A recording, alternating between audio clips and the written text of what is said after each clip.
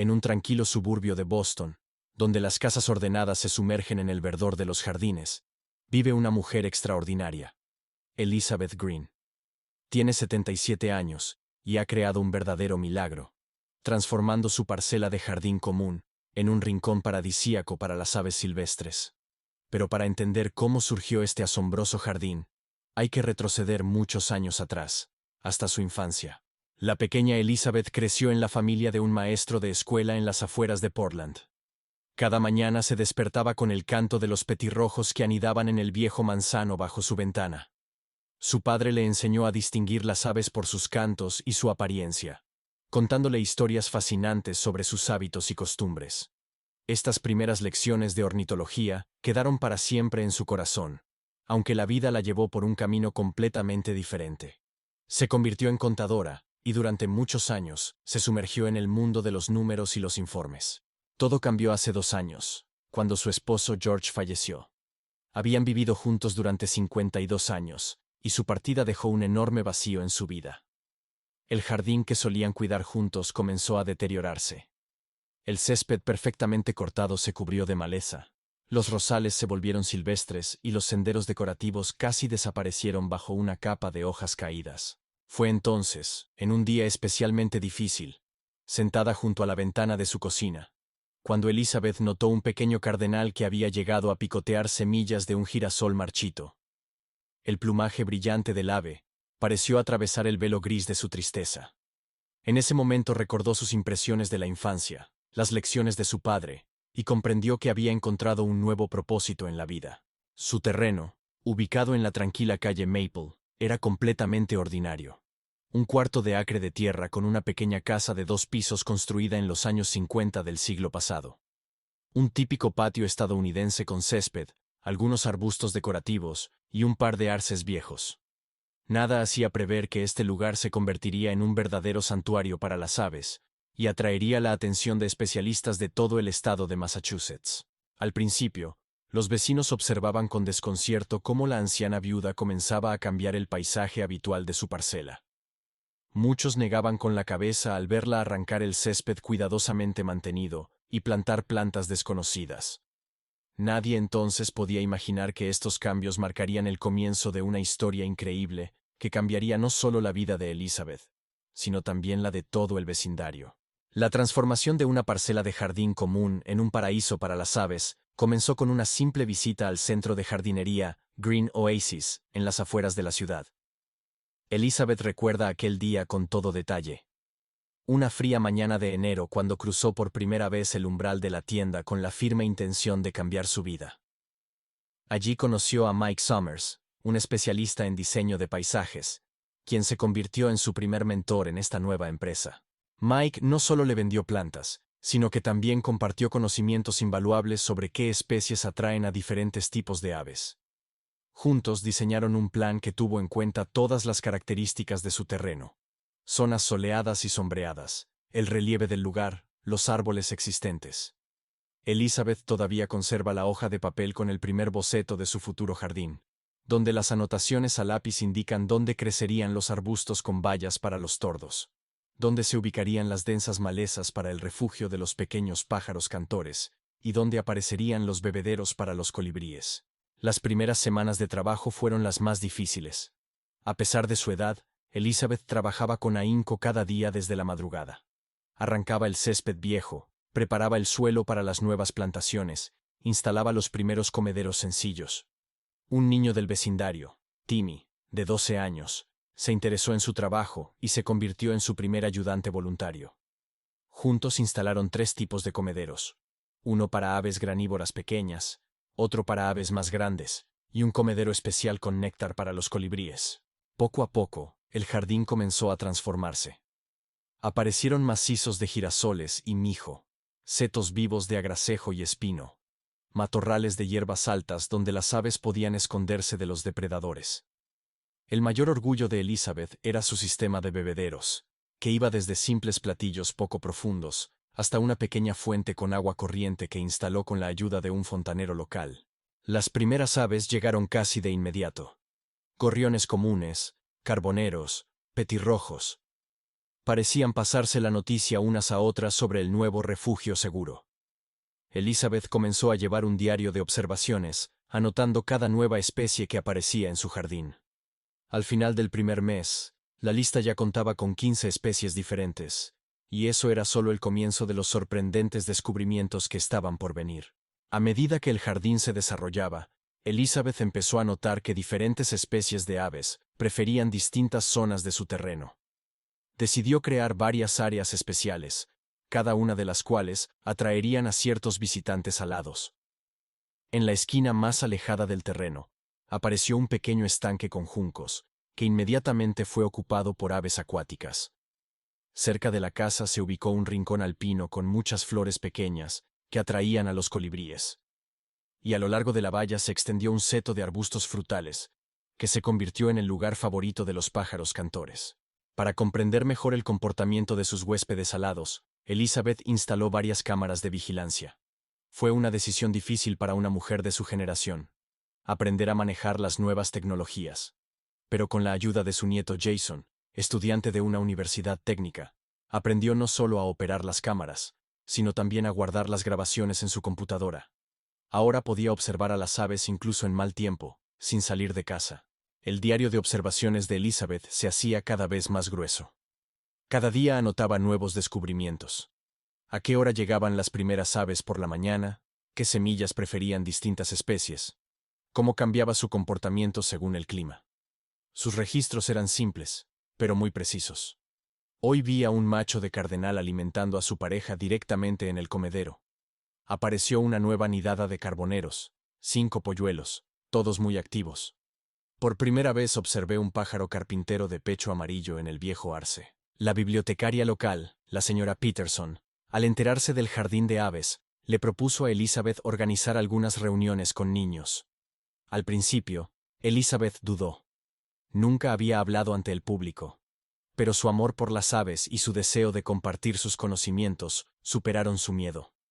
La primera reunión se llevó a cabo a principios de primavera. 20 niños de primaria escuchaban con entusiasmo sus relatos sobre las aves y observaban las fotografías tomadas en el jardín. Poco a poco, el jardín de Elizabeth se convirtió no solo en un hábitat para las aves, sino en un verdadero laboratorio natural, donde cada día ocurrían pequeños descubrimientos. Y nadie sospechaba que el descubrimiento más importante estaba por venir.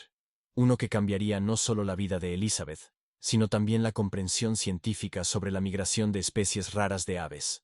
Todo comenzó una mañana de abril, cuando Elizabeth escuchó un trino desconocido. El sonido era tan inusual que de inmediato tomó su cuaderno y corrió al jardín. En una de las ramas más bajas del espino estaba posado un pequeño pájaro con un plumaje singular. Su espalda verde oliva se tornaba en un vientre azul suave, y en la cabeza tenía un característico penacho de color arena. Elizabeth nunca había visto un ave así, ni en su jardín, ni en los manuales de aves. Tomó varias fotografías con la cámara que ahora siempre tenía a mano, y envió las imágenes a su amigo John Parker, un ornitólogo de la universidad local. La respuesta llegó casi de inmediato. John pedía permiso para ir allí de inmediato. Una hora después, ya estaba en el jardín de Elizabeth, equipado con una cámara profesional y equipos especiales para grabar los cantos de las aves. Lo que descubrió John superó todas las expectativas. El ave resultó ser un ejemplar de una rarísima especie de zorzales cantores, considerada prácticamente extinta en esa región del país. El último avistamiento documentado de esta especie en Massachusetts había ocurrido más de 30 años atrás. Pero lo más sorprendente fue que no era un ave solitaria. En el jardín de Elizabeth se había establecido una pareja que se preparaba para anidar. Las siguientes semanas se convirtieron en una auténtica investigación científica. John llegaba cada mañana, instalaba equipos de observación, tomaba notas. Elizabeth lo ayudaba, registrando todas las peculiaridades del comportamiento de sus raros huéspedes. Notaron que los zorzales tenían predilección por los matorrales de espino y el pequeño estanque con juncos. Las aves comenzaron a construir un nido utilizando los materiales que encontraban en el jardín de Elizabeth. Cuando aparecieron los primeros polluelos, la alegría de los científicos no tuvo límites. 4 diminutos pichones se convirtieron en una verdadera sensación en el mundo científico. John publicó un informe preliminar sobre el hallazgo, y la noticia rápidamente se difundió por la comunidad profesional. El jardín de Elizabeth, inesperadamente, se convirtió en el centro de atención de los ornitólogos de toda la costa este. Pero lo más importante fue que este descubrimiento dio esperanza para la recuperación de la población de esta especie rara en su hábitat natural. La historia del inusual jardín de Elizabeth Green pronto trascendió el ámbito científico. El primer medio en escribir sobre el raro hallazgo fue el periódico local Boston Daily, que colocó en su portada un extenso artículo con fotografías del jardín y su extraordinaria propietaria. Después, la historia fue retomada por publicaciones regionales, y finalmente, los medios nacionales la difundieron ampliamente. Los periodistas quedaron fascinados no solo por el descubrimiento científico, sino también por la propia Elizabeth. Una modesta anciana que, con sus propias manos, había creado un verdadero paraíso para las aves. La atención mediática tuvo consecuencias inesperadas. A la puerta del jardín comenzaron a reunirse aficionados a la ornitología de todo el estado, deseosos de ver con sus propios ojos a los raros zorzales. Elizabeth, con el apoyo de John Parker y las autoridades locales, organizó un sistema de visitas para evitar perturbar a las aves. Pequeños grupos podían acudir en horarios específicos, siguiendo estrictas reglas. Nada de ruidos fuertes, flashes de cámaras o movimientos bruscos. Fue en ese momento cuando nació la idea de formar el grupo Amigos del Jardín de Aves. Todo comenzó con algunos vecinos que se ofrecieron como voluntarios para ayudar a Elizabeth a gestionar el creciente número de visitantes. Poco a poco, el grupo fue creciendo e incluyendo a más entusiastas, desde maestros de escuela hasta jubilados. No solo ayudaban a mantener el orden durante las visitas, sino que también colaboraban en el cuidado del jardín y realizaban labores de divulgación. El impacto del jardín de Elizabeth en la comunidad local fue asombroso. Vecinos que antes miraban con escepticismo su proyecto, comenzaron a transformar sus propios jardines siguiendo su ejemplo. A lo largo de toda la calle Maple, aparecieron comederos y bebederos para aves, y los céspedes sin vida dieron paso a setos vivos y plantas florecientes. Poco a poco, el vecindario se convirtió en un auténtico oasis verde que atraía cada vez más aves. El Consejo Local de Conservación del Medio Ambiente reconoció el jardín de Elizabeth como un ejemplo ejemplar de creación de un ecosistema urbano. Su experiencia comenzó a estudiarse e implementarse en otros barrios de la ciudad. Los especialistas señalaron que la llegada de los raros zorzales no fue una coincidencia, sino el resultado de un enfoque inteligente en la organización del espacio natural. La historia de Elizabeth demostró que incluso un pequeño terreno urbano puede desempeñar un papel crucial en la preservación de la biodiversidad. Con el aumento de la notoriedad del jardín de Elizabeth, también creció su misión educativa. Todo comenzó con simples excursiones para niños de primaria. Los grupos de 15 niños llegaban al jardín, y Elizabeth les ofrecía fascinantes clases al aire libre. Les enseñaba a reconocer los cantos de las aves, les mostraba cómo llenar correctamente los comederos, y les hablaba sobre la importancia de conservar la naturaleza en entornos urbanos. Pronto, a la iniciativa educativa se unió la señora Donovan, profesora de biología en la escuela secundaria local. Juntas diseñaron una serie de actividades prácticas para adolescentes. Los alumnos no solo observaban a las aves, sino que también aprendían a llevar diarios científicos, hacer bocetos y recopilar datos sobre el comportamiento de distintas especies. Algunos incluso comenzaron sus primeros proyectos de investigación, utilizando el jardín de Elizabeth como un laboratorio vivo. La colaboración con la universidad local llevó el programa educativo a un nuevo nivel. La profesora Sarah Johnson, especialista en ecología urbana, propuso utilizar el jardín como base para las prácticas de los estudiantes. Futuros biólogos y ecologistas tuvieron la oportunidad de estudiar un ecosistema real creado por una sola persona. Ayudaban a monitorear la población de aves, investigaban el impacto del entorno urbano en su comportamiento, y desarrollaban recomendaciones para mejorar las condiciones de distintas especies. Uno de los proyectos más conmovedores fue Joven Naturalista, que Elizabeth lanzó para niños de familias en situación de vulnerabilidad. Cada sábado, organizaba clases gratuitas en las que los niños no solo aprendían sobre aves, sino que también desarrollaban un sentido de cuidado por la naturaleza. Para muchos, estos encuentros fueron su primer contacto real con el mundo natural en un entorno urbano. Algunos de ellos se sintieron tan inspirados que decidieron orientar su futuro profesional hacia la biología o la ecología. La labor educativa de Elizabeth no se limitó solo a niños y estudiantes. También comenzó a impartir talleres para adultos interesados en crear su propio jardín para aves. En estas sesiones, compartía consejos prácticos: qué plantas elegir, cómo planificar el espacio y cómo atraer diferentes especies. Sus recomendaciones, sencillas pero efectivas, ayudaron a muchos ciudadanos a transformar sus jardines en auténticos refugios naturales. Crear y mantener el jardín para aves no fue una tarea fácil, y Elizabeth enfrentó numerosos desafíos inesperados. La primera prueba difícil fue un invierno inusualmente severo. Las temperaturas descendieron muy por debajo de lo habitual, y las frecuentes nevadas complicaron aún más la situación.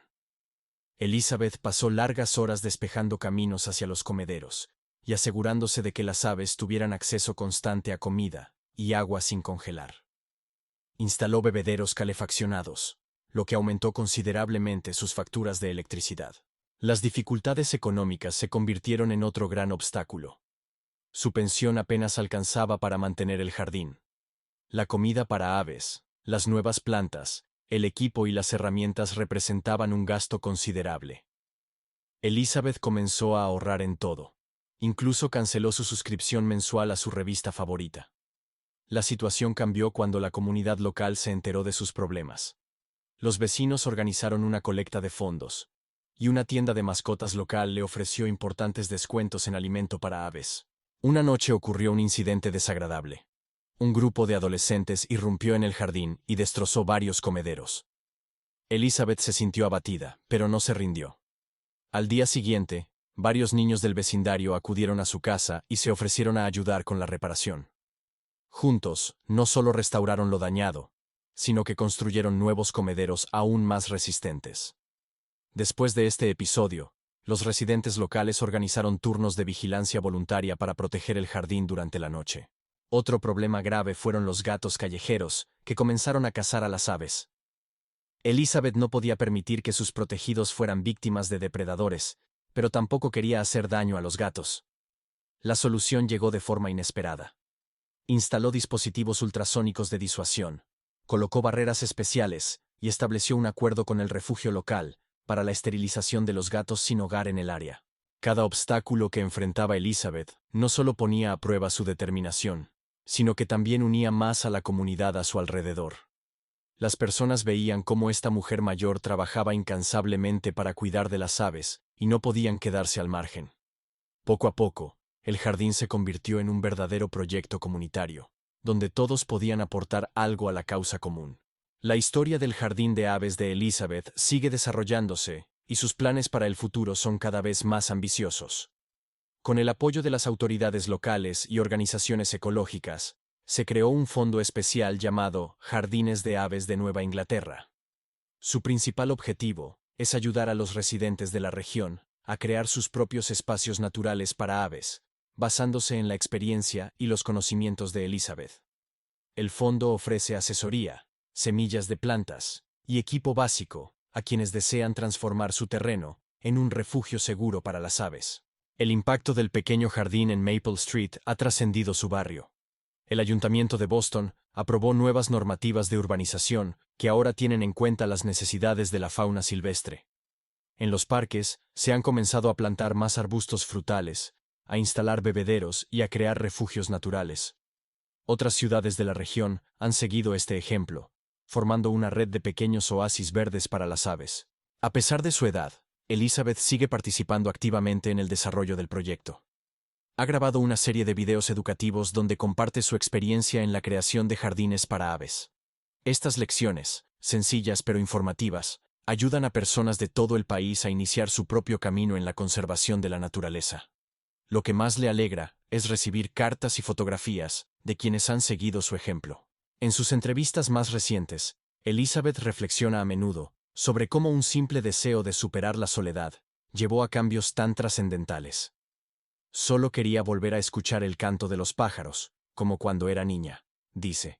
Y al final, mi pequeño jardín se convirtió en parte de un gran movimiento por la conservación de la naturaleza en las ciudades. Ahora, al pasear por su jardín, Elizabeth ya no se siente sola. Está rodeada no solo de aves, sino también de personas que comparten su amor por la naturaleza. Cada mañana sigue escribiendo sus observaciones en su diario, registrando la llegada de nuevos huéspedes alados y su comportamiento. Estos registros ahora son utilizados por científicos y estudiantes para sus estudios sobre ecología urbana. Y los raros zorzales que un día eligieron por casualidad su jardín, ya han criado con éxito una segunda generación de polluelos, dando esperanza para la recuperación de la especie en esta región. Amigos, gracias por ver la historia de Elizabeth Green y su maravilloso jardín de aves. Este relato demuestra cómo una sola persona puede cambiar el mundo que la rodea con acciones simples pero sinceras. Si les ha gustado esta historia, suscríbanse a nuestro canal. Les esperan muchas más historias inspiradoras sobre personas extraordinarias y sus buenas obras. Activen la campanita para no perderse nuestros nuevos videos. Y en los comentarios, cuéntenos qué piensan. Tal vez ustedes también tienen una historia sobre cómo una simple afición se convirtió en algo mucho más grande. Hasta la próxima.